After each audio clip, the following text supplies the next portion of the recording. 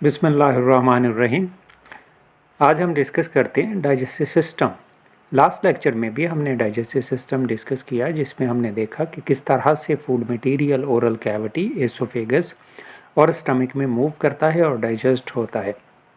और हमने इन तीनों की एनाटमी भी डिस्कस की, स्टमक की स्पेशली कि किस तरह से उसमें गैस्ट्रिक जूस रिलीज़ होता है और वो गैस्ट्रिक जूस में प्रेजेंट डिफरेंट एंजाइम्स जो हैं वो प्रोटीन पोर्शन और fat portion of the food को डाइजेस्ट करते हैं और इसकी मिक्सिंग करने के बाद इसे कन्वर्ट करते हैं एसिडिक काइम में। इस लेक्चर में हम इसे कंटिन्यू करते हैं और अब देखेंगे हम सेकंड पोर्शन जो कि इंटेस्टाइन पर मुश्तमिल होता है। इंटेस्टाइन भी हमारी बॉडी में दो तरह की हैं, एक स्मॉल इंटेस्टाइन और एक लार्ज इंटेस्टाइन। स्मॉल इंटेस्टाइन जो कि इंटेस्टाइन का फर्स्ट पोर्शन होता है, इसे भी हमने 3 हिस्सों में डिवाइड किया है। स्मॉल इंटेस्टाइन की टोटल लेंथ होती है 6 मीटर्स। इसमें से फर्स्ट पोर्शन जो कि ड्यूडिनम होता है ये 25 सेंटीमीटर्स का होता है। स्मॉल इंटेस्टाइन का नेक्स्ट पोर्शन जेजिनम कहलाता है जो कि 2.5 मीटर्स लॉन्ग है। इसी तरह से स्मॉल इंटेस्टाइन का लास्ट पोर्शन कहलाता है इलियम, जिसके बाद लार्ज इंटेस्टाइन स्टार्ट हो जाती है। तो इलियम की लेंथ और 3.5 मीटर्स लॉन्ग है ये। इसी स्मॉल इंटेस्टाइन के फर्स्ट पोर्शन ड्यूडिनम के साथ दो मेजर एसेसरी ग्लैंड्स जो हैं वो प्रेजेंट हैं, जिनमें से एक लिवर और दूसरा पेंक्रियाज है, और दोनों मुख्तलिफ तरह की सिक्रीशंस करते हैं जो डाइजेशन में हेल्प करते हैं। और स्मॉल इंटेस्टाइन हमारी बॉडी का वो पोर्शन है जिसमें डाइजेशन का प्रोसेस और एब्जॉर्प्शन का प्रोसेस सबसे ज़्यादा होता है।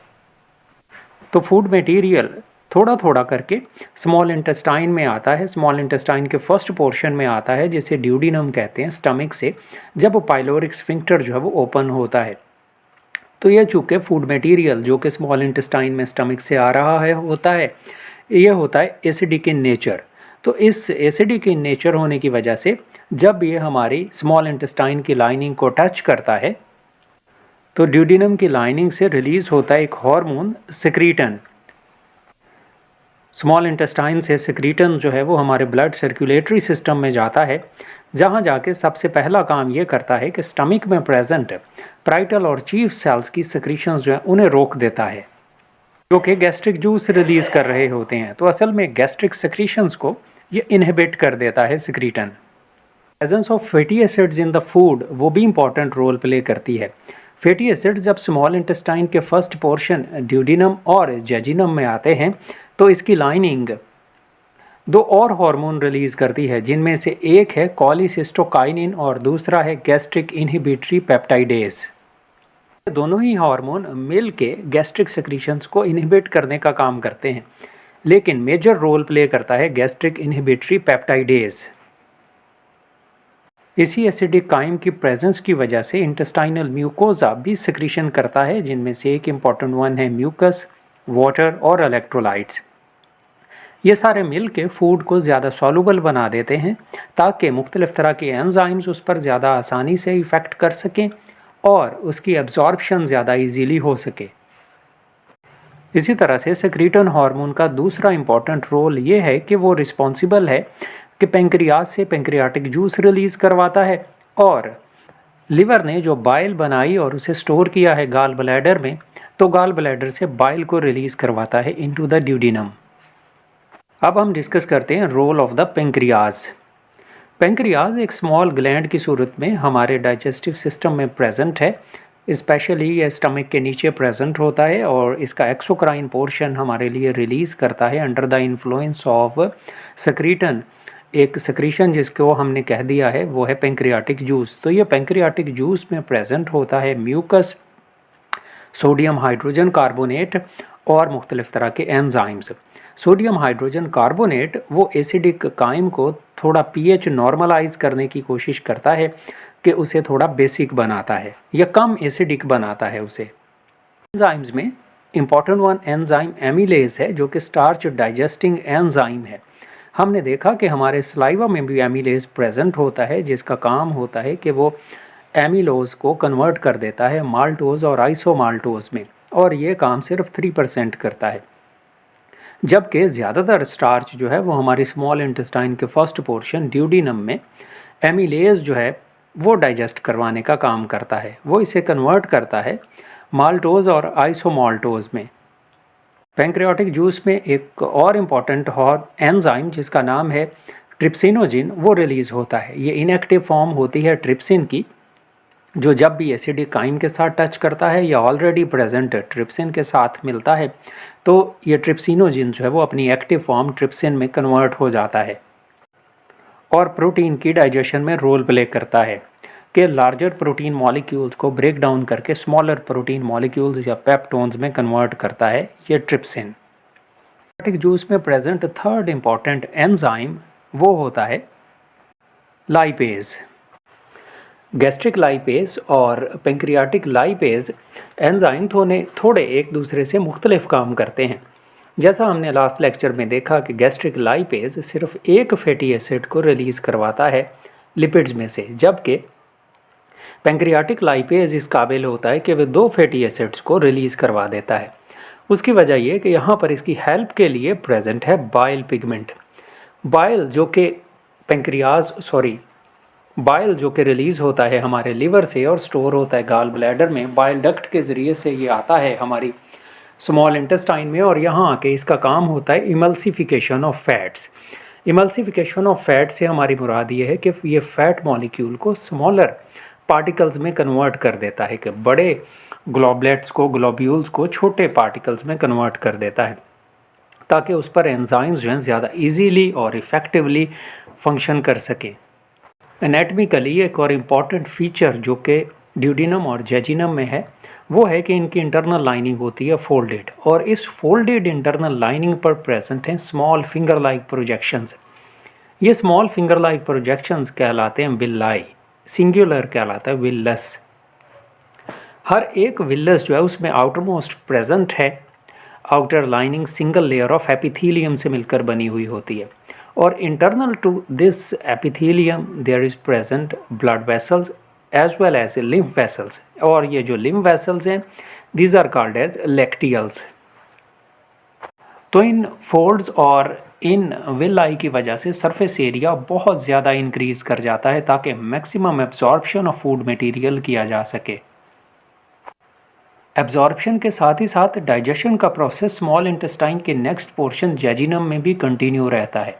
यहाँ पर फूड मटेरियल अपनी सिंपलेस्ट फॉर्म्स में जैसे प्रोटीन अमीनो एसिड्स में, कार्बोहाइड्रेट्स अपने सिंपलेस्ट मोनोसेक्राइड्स में कन्वर्ट हो जाते हैं और फैट्स जो हैं वो लिपिड्स में। तो जेजिनम में भी डिफरेंट एंजाइम्स जो हैं वो प्रेजेंट हैं जिनका काम होता है कि ऑलरेडी डाइजेस्टेड जो मॉलिक्यूल्स हैं उनको अपनी सिंपलेस्ट फॉर्म में कन्वर्ट करना। जैसे प्रोटीन्स जो कि पेप्टोन्स बने हुए हैं जिनमें थोड़े से अमीनो एसिड्स की एक चेन है उसको तोड़ के पहले ये डाईपेप्टाइड्स में कन्वर्ट करते हैं जेजिनम के एंजाइम्स, और फिर ये डाईपेप्टाइड्स हैं वो अमीनो एसिड्स में कन्वर्ट होते हैं कि हर एक अमीनो एसिड एक दूसरे से अलहदा होता है। तो यहाँ पर प्रेजेंट हैं रिप्सिन और अमीनो पेप्टाइडेज जिनका काम होता है डाईपेप्टाइड्स और अमीनो एसिड्स में कन्वर्ट करना प्रोटीन्स को। ऐसे ही यहाँ पर carbohydrate digesting enzyme lactase present है जिसका काम होता है लैक्टोज जो कि मिल्क शुगर है उसे ग्लूकोज और ग्लैक्टोज में कन्वर्ट करना, और प्रेजेंट है माल्टेज ऐसा एंजाइम जिसका काम है माल्टोज और आइसोमाल्टोज को ग्लूकोज में कन्वर्ट करना। तो तमाम फूड के मटेरियल्स हैं वो अपनी सिंपलेस्ट फॉर्म में कन्वर्ट हो चुके होते हैं जिससे फिर उनकी एब्जॉर्प्शन जो है वो ज़्यादा ईजी हो जाती है स्मॉल इंटेस्टाइन के विलाई में। Next portion of small intestine is called as ileum. Ileum में इंटरनल लाइनिंग में इतने फोल्ड्स तो प्रेजेंट नहीं होते जितने जेजिनम और ड्यूडिनम में प्रेजेंट थे, लेकिन ये विलाई प्रेजेंट होते हैं जो कि सरफेस एरिया को इंक्रीज़ करते हैं ताकि मैक्सिमम एब्जॉर्प्शन जो है वो हो सके। हर एक विलस की सरफेस पर और छोटे फिंगर लाइक प्रोजेक्शंस या small hair like structure present होते हैं जिन्हें माइक्रोविलाई कहते हैं, जो सरफेस एरिया को और इंक्रीज़ करने में हेल्प करते हैं। तो यहाँ पर मैक्सिमम फूड मटेरियल की एब्जॉर्प्शन होती है। एब्जॉर्प्शन में जो सिंपलेस्ट मॉलिक्यूल्स हैं जैसे अमीनो एसिड्स हैं या कार्बोहाइड्रेट्स मोनोसेक्राइड्स की फॉर्म में प्रेजेंट हैं जैसे ग्लूकोज है, ये विलस के एपिथीलियम को करते हैं क्रॉस, और विलस के एपिथीलियम को क्रॉस करने के बाद ये एंटर हो जाते हैं ब्लड वेसल्स में, जहाँ पर ये डायरेक्ट ब्लड सर्कुलेशन के थ्रू बॉडी के डिफरेंट पार्ट्स में ट्रांसपोर्ट होते रहते हैं। जबकि लिपिड्स की जो एब्सॉर्प्शन है वो थोड़ी डिफरेंट होती है। लिपिड्स मॉलिक्यूल जो कि फैट्स और फैटी एसिड्स और ग्लिसरॉल में कन्वर्ट हो चुके होते हैं, वो स्मॉल एग्रीगेट्स की सूरत में इकट्ठे हो जाते हैं और इनके अराउंड बाइल सॉल्ट्स इकट्ठे हो जाते हैं, तो स्मॉल ग्लोब्यूल मॉलिक्यूल्स ये बन जाते हैं लिपिड्स जो हैं। तो इन छोटे मॉलिक्यूल्स को हम कहते हैं माइसेल्स। तो फैटी एसिड्स और ग्लिसरॉल जो ही एंटर होते हैं लिपिड बाइलेयर को या मेम्ब्रेन को क्रॉस करके एपिथेलियल सेल्स में, तो दोबारा एक दूसरे के साथ मिल के ट्राइग्लिसराइड्स बना देते हैं, और यहीं पर ये ट्राइएसाइल ग्लिसरॉल्स अमीनो एसिड्स के साथ मिलते हैं, और अमीनो एसिड्स के साथ मिलने से ये बनते हैं लिपोप्रोटीन मॉलिक्यूल्स। अब इन लिपोप्रोटीन मॉलिक्यूल्स को हम कहते हैं काइलोमाइक्रॉन्स। ये काइलोमाइक्रॉन अपने लिपोप्रोटीन मॉलिक्यूल्स की सूरत में ही फिर इस एपिथेलियल सेल से रिलीज होते हैं और यहाँ से एंटर होते हैं वो स्मॉल लिम्फ वेसल्स में, जिन्हें हम लैक्टियल्स कहते हैं, जहाँ से फिर ये ट्रांसपोर्ट होते हैं up to the thoracic lymphatic duct, और जहाँ पर वो फिर सबक्लेवियन वेन के थ्रू हमारी ब्लड सर्कुलेशन में चले जाते हैं, जहाँ से फिर ये ख़ास तरह के स्टोरेज सेल्स जिन्हें हम एडिपोज सेल्स कहते हैं उनमें चले जाते हैं। यहाँ पर भी एडिपोज सेल्स में एंटर होने से पहले ये जो फैटी एसिड्स और ग्लिसरॉल हैं वो एक दूसरे से अलहदा होते हैं, सेल के अंदर एंटर होते हैं, और एडिपोज सेल्स के अंदर जाके दोबारा से ये ट्राइएसाइल ग्लिसरॉल्स की सूरत में इकट्ठे होकर फैट मॉलिक्यूल की सूरत में डिपॉजिट होते रहते हैं।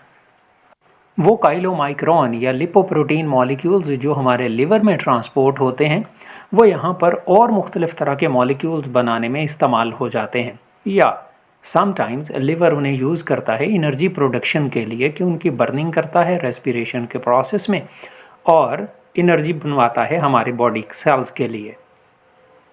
अब हमें पता है कि लिपिड्स जो हैं वो वाटर सॉल्युबल नहीं होते और या स्लाइटली सॉल्युबल होते हैं। यही वजह है कि इन्हें पहले प्रोटीन या अमीनो एसिड के साथ मिलना पड़ता है ताकि ब्लड में ये ट्रांसपोर्ट हो सकें।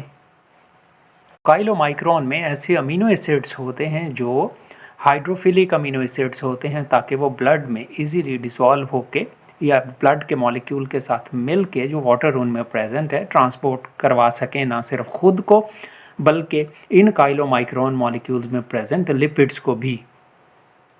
जबकि अगर हम प्रोटीन की ट्रांसपोर्ट देखें तो प्रोटीन्स जो हैं वो कन्वर्ट हो जाती हैं अमीनो एसिड्स में, और ज़्यादातर अमीनो एसिड्स जो हैं वो epithelial lining of the villi से एंटर होते हैं इनटू द ब्लड स्ट्रीम, और ब्लड में जाने से वो दाखिल हो जाते हैं हेपेटिक पोर्टल सिस्टम में, जो उन्हें लेके जाता है लिवर में। तो लिवर में ये अमीनो एसिड्स या तो मॉडिफाई होते हैं या ट्रांसपोर्ट होते हैं different parts of the body में, जहाँ पर ये यूज़ होते हैं प्रोटीन सिंथेसिस में।